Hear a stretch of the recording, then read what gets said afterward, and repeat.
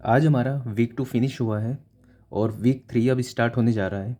तो वीक 2 के एंड में हमारे पास एक फुल टेस्ट होता है, हमेशा देते हैं हम।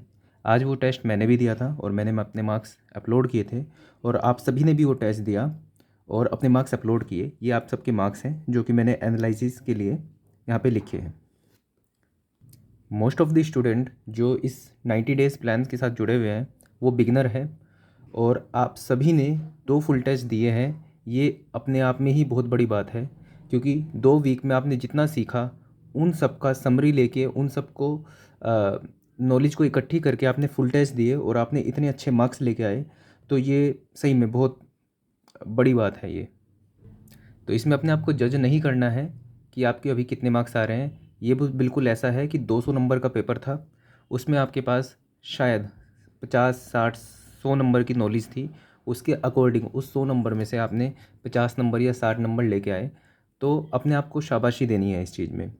तो आज हम क्या करेंगे, तो अभी 3 पॉइंट पे बात करेंगे। पहला, द सिविल बंदा इस चैनल का रोल क्या है आपके सिलेक्शन के लिए, क्योंकि मोस्ट ऑफ द स्टूडेंट्स के मार्क्स बढ़े हैं, 1 या 2 स्टूडेंट्स के मार्क्स कम भी हुए हैं और उन्हें ऐसा लगता है कि इस प्लेटफॉर्म से उनकी हेल्प नहीं हो पा रही है। तो आप बिल्कुल फ्री हो, आप कोई और स्ट्रेटजी यूज़ कर सकते हो जिसमें आपको लगे कि हाँ बेनिफिट हो। मैं यहाँ पे बस अपने एक्सपीरियंस शेयर कर रहा हूँ और आपके लिए क्यूरिकुलम बना के दे रहा हूँ जिससे कि आपका परफॉर्मेंस बेटर हो सके। तो मैं अपने रोल के ऊपर बात करूँगा। दूसरा, ये जो टेस्ट के मार्क्स आपके आए हैं इसको एनालाइज करेंगे और कैसे हम इसको और बेटर कर सकते हैं, इस पे बात करेंगे। टेक्निकल, रीजनिंग, जीएस, तीनों चीज़ों के ऊपर। और तीसरा, जैसा कि वीक 1 हुआ उसके बाद हमने कुछ चेंज किए थे, वीक 2 हुआ फिर हम चेंज करेंगे। तो ऐसे ही टेस्ट से हमें पता चलता है कि हमें कहाँ पे ज़्यादा जोर देने की ज़रूरत है। तो अभी वीक 3 है, तो जो जो चेंजेस आने वाले हैं अब नेक्स्ट वीक के करिकुलम में, तो उन पर भी बात करेंगे। तो सबसे पहले बात करते हैं कि 10 सिविल बंदा का रोल क्या है। तो समझते हैं कि ऑल इंडिया रैंक 1 लाने के लिए एक स्टूडेंट का स्केड्यूल कैसा होना चाहिए। उससे पहले हम देखते हैं कि एक्चुअली में हो क्या रहा है। आपको मिलते हैं 24 घंटे, ठीक है, एक दिन के अंदर 10 घंटे आप बेसिक मान लो, बेसिक काम के लिए। जैसे 6 घंटे हो गए आपके सोने के लिए, 4 घंटे मान लिया कि आप खाना पीना, बात बात करना, ये सब में निकल जाते हैं। अभी आपके पास बचते हैं 14 घंटे। ये बहुत लीनियंट होकर बोला गया है, ठीक है। हाँ, अब इन 14 घंटे में आपको ऑल इंडिया रैंक 1 लाने के लिए क्या करना है, सिर्फ स्टडी करनी है। लेकिन आप करते क्या हो, ये सब चीज़ें। अब द सिविल बंदा का कि रोल क्या है, मैं इन सबको हटा रहा हूँ और मैं आपको दे रहा हूँ सिर्फ ये, कि आपको सिर्फ ये करना है। आपको सोचना भी नहीं है कि ये 14 घंटे कैसे इस्तेमाल करने हैं। जैसे जैसे सबसे पहला पॉइंट है सोशल मीडिया, इसको कैसे ओवरकम करना है। मैं आपको डेली एक स्केड्यूल देता हूँ, तो वो स्केड्यूल नहीं होता, वो होता है पर्पज़। जब आपकी लाइफ का एक पर्पज़ होता है ना, तो आप किसी और चीज़ पे ध्यान नहीं देते। जैसे आपने एक लाइफ का पर्पज़ बनाया कि 90 दिन बाद आपका एसएससी जेईई का एग्ज़ाम है जिसको आपको क्रैक करना है, उसके अंदर ऑल इंडिया रैंक 1 लानी है। अब ये पर्पज़ बहुत दूर है, 3 4 दिन में मोटिवेशन डाउन हो जाएगा, वापस से आप सोशल मीडिया का सहारा लोगे, ठीक है। मैं आपको डेली का डेली पर्पस दे रहा हूँ कि आपको ये करना है, तो सोशल मीडिया का तो ख्याल भी नहीं आना चाहिए कि हाँ वो पर्पस करूँगा मैं कंप्लीट, तभी जाके मुझे सोशल मीडिया देखना है।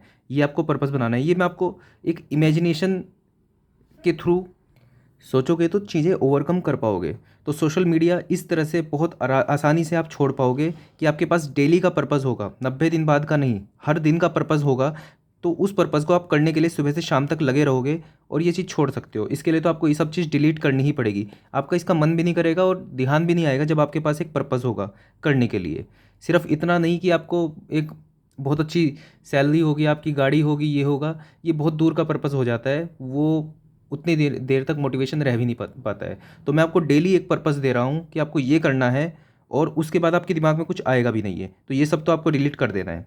दूसरा, आपके दिमाग में आता है what to study, where to study, strategy क्या है, ठीक है। आप अपनी परफॉर्मेंस ट्रैक कर पा रहे हो कि नहीं, कि मैं ग्रो कर रहा हूँ कि और पीछे जा रहा हूँ, ठीक है। न्यू कब तक पढ़ना है, रिवीजन कब करना है, फुल टेस्ट कब देना है, एटसेट्रा एटसेट्रा।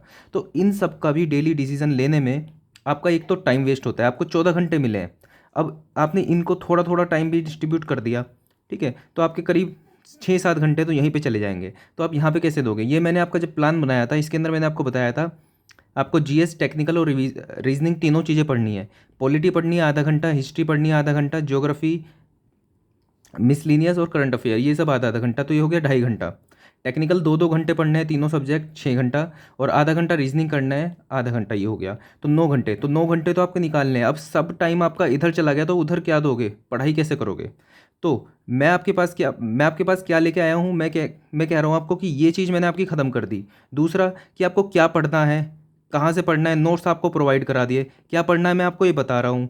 स्ट्रेटेजी क्या है रोज़ आपको मैं दे रहा हूँ। आपकी परफॉर्मेंस ट्रैक करने के लिए मैं आपसे एनालाइज करवा रहा हूँ, आपसे आपके फुल टेस्ट के मार्क्स मैं मांग रहा हूँ, ताकि मैं उसको एनालाइज करके आपसे बता सकूँ।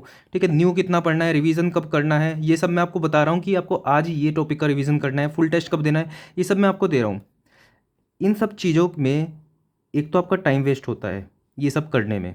ठीक है, इसके साथ साथ ये होता है कि एक डिसीजन फेलियर के डिसीजन फेलियर और डिसीजन फैटिग नाम की चीज़ होती है।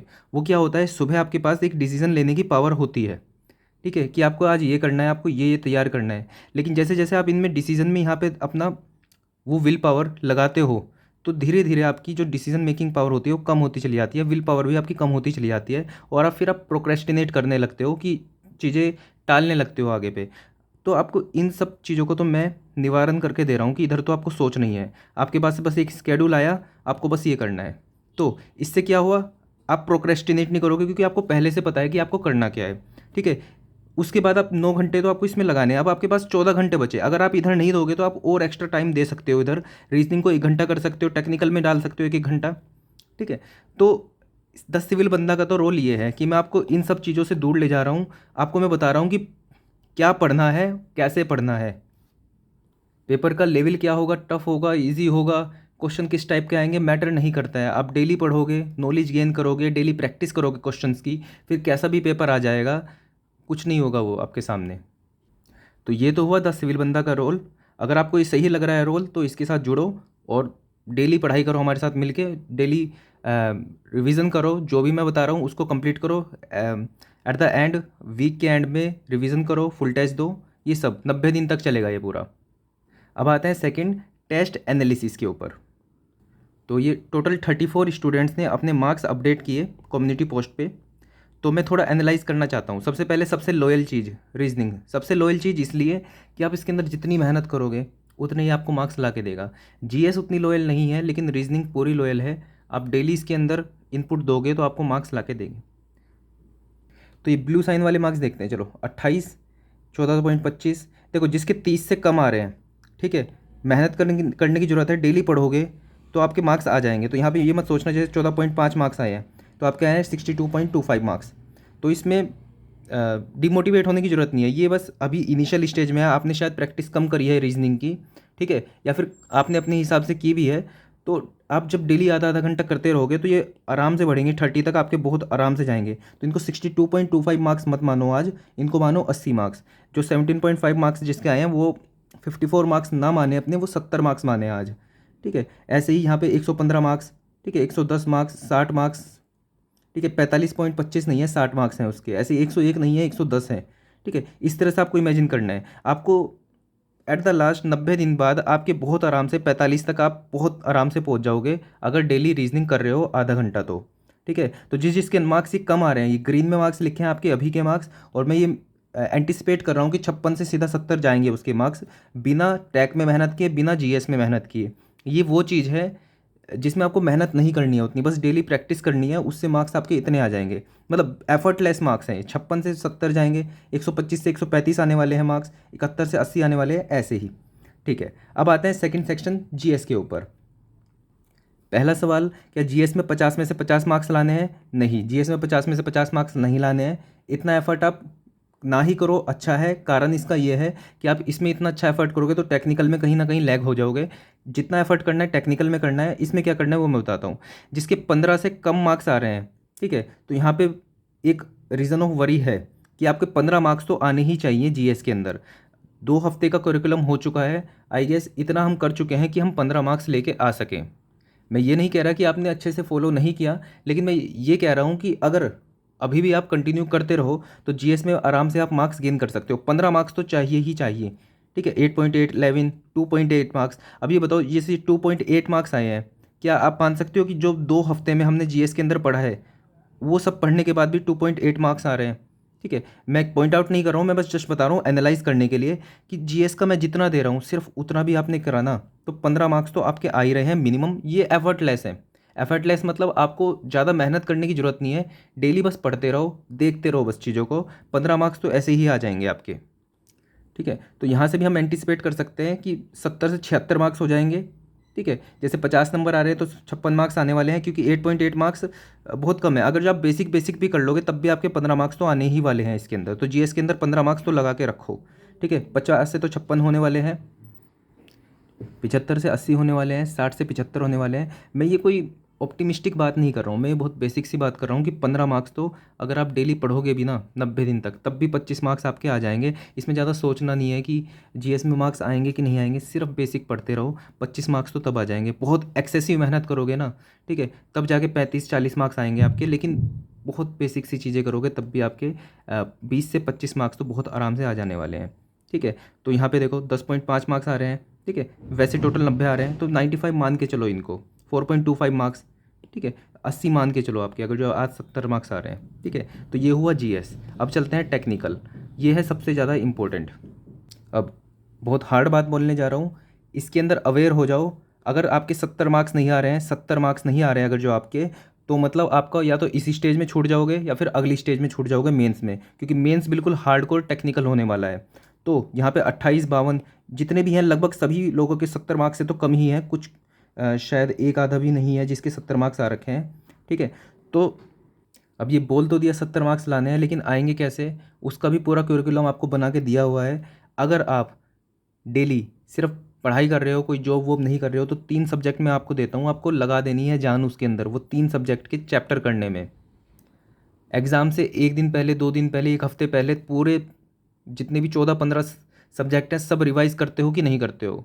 आपको मैं पर डे के सिर्फ 3 चैप्टर दे रहा हूँ, झोंक क्यों नहीं रहे हो अपने आप को आप उसके अंदर। अभी तक हम 30 चैप्टर कर चुके हैं रिवीजन प्लस, रिवीजन करने के बाद, और हमारे 28 मार्क्स आ रहे हैं, 22 मार्क्स हमारे आ रहे हैं। अब मैं क्या मानूँ इसके अंदर, 30 चैप्टर अगर जो हम कर चुके हैं, हमारे 22 नंबर आ रहे हैं, हमारे 8.5 मार्क्स आ रहे हैं। अब क्या वो 30 चैप्टर से क्या कुछ भी नहीं आया, हमारे जो 8.5 मार्क्स आ रहे हैं या 16 मार्क्स हमारे आ रहे हैं, ठीक है, 12.5 मार्क्स आ रहे हैं। तो ये सोचने वाली बात है, क्या हम इस करिकुलम को सही से फॉलो कर भी रहे हैं कि नहीं कर रहे हैं। अगर कर रहे हैं तो हमारे मार्क्स बढ़ेंगे। ठीक है, जिसके 52 आ रहे हैं उसको भी अभी सोचने की बात है, 70 तो लाने ही हैं। आएंगे कैसे, सिर्फ एक काम है, जो काम मिल रहा है डेली का उसको कंप्लीट करना है। जितने उसके क्वेश्चन कर सको उतने कर लो। ठीक है, जितना आप उसके अंदर थ्योरी पढ़ सको उतना पढ़ लो। अभी भी टाइम है आपके पास, संभल सकते हो, संभल के रैंक भी ला सकते हो अगर अभी अवेयर हो गए तो। वरना फिर लास्ट का 1 मंथ बचेगा, बस उसमें फिर स्ट्रेटेजी ही देखते रह जाओगे, कुछ कर नहीं पाओगे। अभी पूरा टाइम है आपके पास कि इसको इसको फॉलो करो और सिलेक्शन निकालो अपना। अब तीसरा पॉइंट आता है changes in week 3 purposes. Schedule नहीं है ये है पर्पज़, आपकी लाइफ का पर्पज़, डेली लाइफ का पर्पज़, कि उठना है, उठने के बाद बस यही चीज़ दिमाग में आनी चाहिए कि ये 3 या 5 काम जो मैंने दिए हैं ये कंप्लीट करने हैं पूरा सुबह से शाम तक।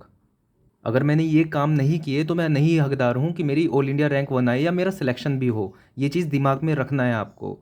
ठीक है, अब है चेंजेस इन वीक 3 पर्पसेस। तो अभी तक हम क्या कर रहे थे, हमने रीजनिंग आपको मैंने वाइडली दे दिया था कि आप कुछ भी करो। तो अब हम रीजनिंग के ऊपर वर्क करेंगे थोड़ा, और मैं टॉपिक्स देख लूँगा उसके जो जो इंपॉर्टेंट है, और मैं आपको डेली उस टॉपिक्स को भी बताऊँगा कि आपको ये प्रैक्टिस करना है। ठीक है, ये हो गया रीजनिंग का। जीएस में लगभग वैसा सही चलेगा, इसके अंदर मैं अब साइंस ऐड करने वाला हूँ। ठीक है, साइंस के मैं टॉपिक भी आपको दूंगा, वो आपको ऐड करने हैं और वो आपको पढ़ने हैं। ठीक है, टेक्निकल के अंदर चेंज ये होने वाला है कि जो हमने 6 सब्जेक्ट लेके चले थे हम, ठीक है, उसके 30 चैप्टर कंप्लीट हो चुके हैं। तो अब हम क्या करेंगे, अब नए सब्जेक्ट हम ऐड करने वाले हैं। नए सब्जेक्ट ऐड करके हम उनके जो रैंडम बीच के मोस्ट इंपॉर्टेंट चैप्टर्स हैं उनको अब इंक्लूड करेंगे। अच्छा, बिगिनर्स के लिए मैं सिर्फ एक चैप्टर देता हूँ। देखो, एक चैप्टर मैं दे देता हूँ, ठीक है, आप कर लोगे तो मान लो आगे 60 दिन बचे हैं तो 60 चैप्टर आपके हो जाएंगे। ठीक है, काफ़ी अच्छी चीज़ है, सिलेक्शन होने के चांसेस रह जाएंगे, लेकिन कोशिश करो कि अगर एक चैप्टर हो जाए तो दूसरा करो। अपने आप को लिमिट मत करो कि यार मैं बिगिनर हूँ और मैं तो सिर्फ एक चैप्टर कर सकता हूँ दिन में, ऐसा मत सोचो। सिलेक्शन आपको निकालना है, उसके लिए मेहनत भी आपको ही करनी पड़ेगी। तो अब ये रहेगा डेली का पर्पस। रीजनिंग थोड़ा सा ऐड करेंगे इसके अंदर, अब रीजनिंग भी स्पेसिफिक होगा कि ये चैप्टर करना है आपको। ठीक है। जीएस के अंदर लगभग वही चलेगा, साइंस के मैं अब टॉपिक ऐड करूँगा इसके अंदर, और टेक्निकल में अब नए नए सब्जेक्ट्स ऐड होंगे और उनके इंपॉर्टेंट टॉपिक्स ऐड होंगे। So that's all for this video. आपकी जो भी सजेशन हो इस वीडियो को लेके और एनालिसिस को लेके नीचे कमेंट्स में प्लीज़ बताइएगा। Thank you.